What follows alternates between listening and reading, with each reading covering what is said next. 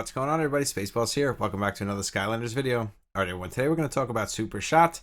We are going to do a build guide on her. Lots of people have been asking me about my girl Super Shot. Can you do one on her next? So here we are. And just remember, we're going to cover every single Skylander by the time this build guide series is over.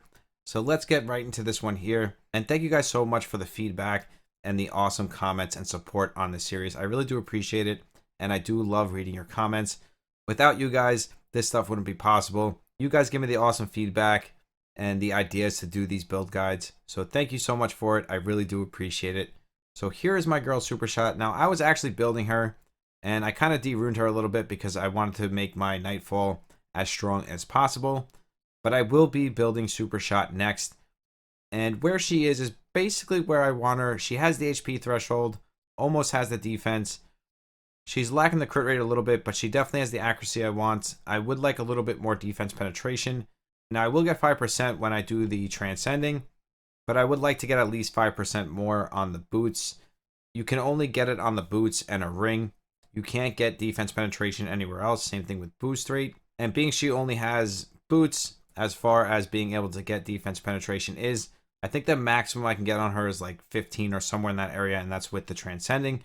I think like maximum rolls on a 6-star rune into defense penetration, it's like 7 or 8, I want to say. Let me know in the comments how wrong I am. I know you guys love to rip me up down there. I'm just kidding. I love you guys. You guys know that. So basically, she's right where I want her to be. Now, I don't have gloves on her. That's just going to bring her attack up higher. But final result on Super Shot, I want her with as much attack as possible. Again, I want to meet the thresholds of 15 to 20,000 HP and 1,500 defense to 2,000 defense. This is how I built all of my glass cannons. That is never going to change. Now, as far as Super Shot goes, she does have the defense down, and that is an important part of her kit. She does hit a bunch of times, so it will be easier for you to hit the defense down. So having like 200-300 accuracy is not needed. I would say right around the 120 to 140 area would be perfect. So I'm definitely right where I want to be as far as accuracy goes. And the gloves that I had on her rolled like 26 accuracy. That's why I took them off, because it was kind of like, you know, overkill at that point. And I knew that she didn't need that much accuracy, and I knew my Nightfall did. So I made that switch, and I would do it every single time. So let's talk about her kit here like we always do, and then we'll jump into the build. So if she's in the leader slot and she has stealth, we're going to get effect is granted on a team member. Grants the critical rate up by 10% on that team member for 2 turns. And then her passive, that's always on her. If you grant stealth effect on yourself, grants the critical up by 20% and critical damage by 20% effect on yourself for 3 turns. That is an awesome thing. That's what makes Super Shot so strong. It kind of reminds me of Nightfall in a way with that extra crit damage and crit rate. It just makes attackers so much stronger when they get boosts from their passives. It really does beef up that damage.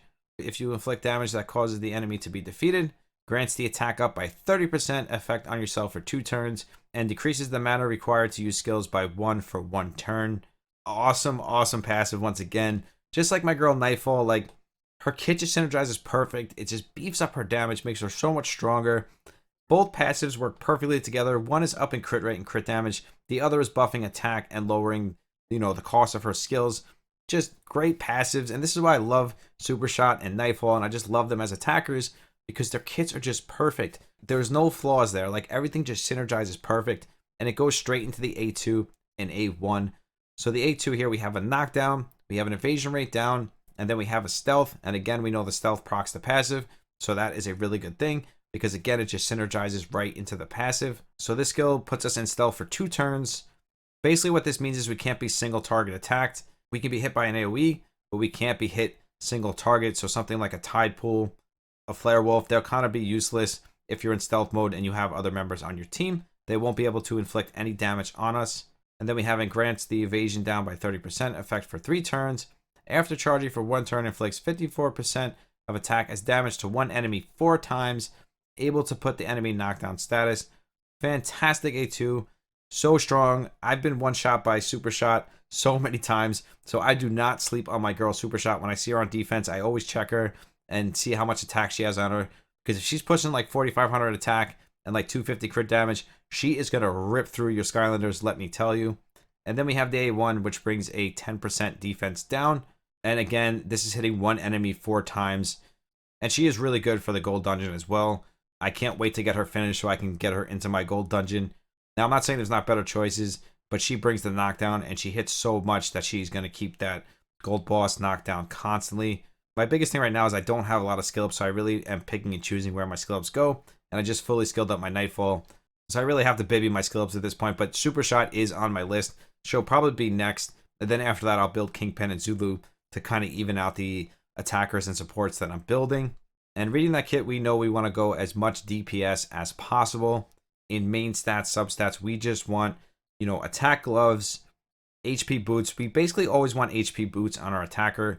Now, in some cases, you can put defense. I don't really recommend it because it's going to be much easier for you to get that 1500 defense, opposed to getting that, you know, 15,000 to 20,000 HP. I just always recommend going HP boots on your attackers.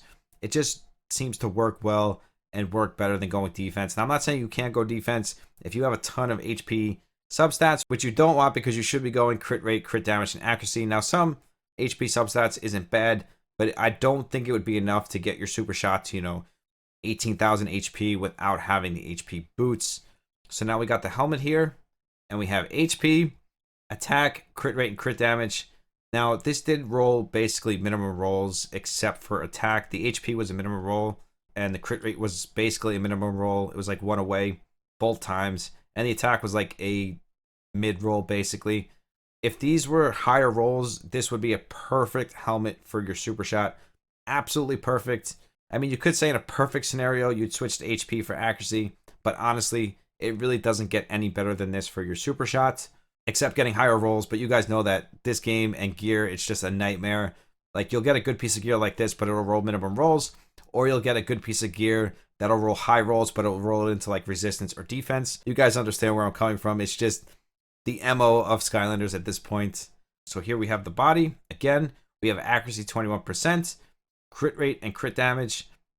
Not the perfect body because the crit rate is really low. The accuracy is really good because getting a high accuracy roll on the body like this just makes it much easier for us, and we don't have to worry about getting accuracy everywhere else. We can just get a couple substats here and there, and having such high accuracy kind of covers the accuracy on the rest of Super Shot, because again, we do want at least 120 to 140 on our Super Shot. High rolls like this, they're not the best because it's taking away from the crit rate and the crit damage, but it does help if you have 1 or 2 pieces that have, you know, 21 to 30 accuracy, and then you don't have to worry about it on anything else. You can just get HP and defense. Now, I did have gloves on her that I switched to my Nightfall. I'll show you real quick. And I believe they had like 21 accuracy again. So that was like 41 accuracy. It was kind of overkill at the time. And I think these gloves fit much better on my Nightfall. That's why I switched them.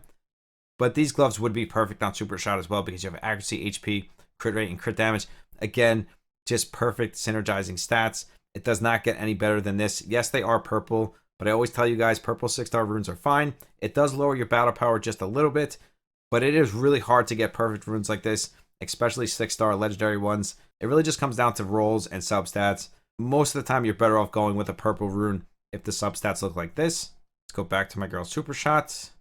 And then we have the boots. Again, we have HP. We have crit rate 15%, accuracy, evasion. Now, if this resistance was crit rate, these boots would be absolutely perfect. Yes, they're 5-star, but 15% crit rate, 4 evasion, 5 accuracy. I will take that every single day because, again, you guys know finding HP boots or even 6-star HP boots in C6 is close to impossible. So boots like this, I will take every single time. I'm very happy with them, and it'll be very easy for me to max these boots out. Not like 6-star boots where it can cost me 10 to 20 million gold. Let's not even get into it. Okay, again, so we have the gloves here. Let's find her a new set of gloves because those gloves are never coming off my Nightfall. So again, we're looking for attack. These are actually perfect. Again, they're purple, but they're perfect because we got HP, we got accuracy, we got crit rate, we got crit damage. The exact substats we're looking for our Super Shot. Like, it just doesn't get any better than this. So let's throw these bad boys on. And then we have the body. Again, you guys are seeing a trend here. Crit rate, attack, crit damage, accuracy. And with Super Shot, we do want to get as much attack and substats as possible as well, because she only has 1 glove and 1 weapon. A lot of attack Skylanders either have 2 weapons or 2 gloves. So it makes it a lot easier to achieve that 4,000 to 5,000 attack. Usually it's like 4,500, but somewhere in that area. Something like a super shot, it's much harder because you really only have 2 attack main stats, as in like the weapon and the gloves. Every other main stat is HP and defense. So it is really hard to, get that high attack. So getting it in substats is really important, or at least as much as you can. It's not easy. Let me tell you, getting all these stats is not easy sometimes, but you do want to keep in mind that she does buff her crit rate and crit damage. So crit rate, you want to be like that 70 to 80%. And then with her buff, she's going to, kind of push it up to the 100. So I would say right in that 70 to 80%. Same thing with Nightfall, because they do push their crit rates. And then we have the weapon, HP, crit rate, crit damage, accuracy. Like, all these runes are absolutely perfect. We really don't have any bad stats, to be honest with you. I think we had one defense one, but we do want a little bit of defense. The only bad thing about these runes is they did not roll like mid to max rolls. They basically rolled minimum rolls for the most part. And it's kind of sad when you see it and say it, because they're all 6-star runes. This whole set probably cost me about 30 million gold to get to 12, maybe even more, who knows. And just looking at her like overall stats, it's like, seriously, like 2,800 attack, 64 crit rates, a little under 200 crit damage. She does have really good HP. Once we max out the helmet, she's going to have the 1,500 defense. She is looking really good. She has 135 accuracy.